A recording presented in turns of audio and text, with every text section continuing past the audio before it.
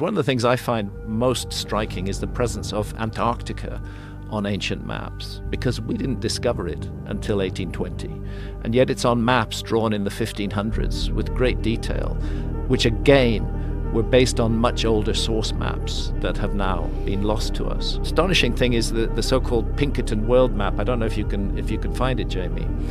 Drawn, I think, in 1813 or 1818, based on the latest exploration data at that time. It just shows a hole where Antarctica is. Because it was an honest map.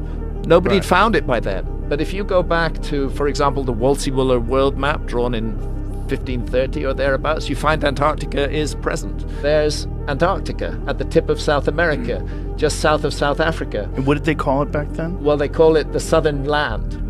And it's larger than it is today, but it was larger than it is today during the Ice Age. Antarctica was a much bigger. Now, what the fuck is it doing on a map drawn in the 1500s, which we know was based on older source maps when nobody knew it existed in the 1500s? To me, the obvious answer is we are dealing with the fingerprints of a lost civilization that mapped the world and that left evidence of that mapping, which ancient map makers found and used and incorporated into their maps. These maps can be very confusing because they were trying to mix exploration data from their own period with data from the older maps. But when you look at these maps in depth, they're very, very intriguing.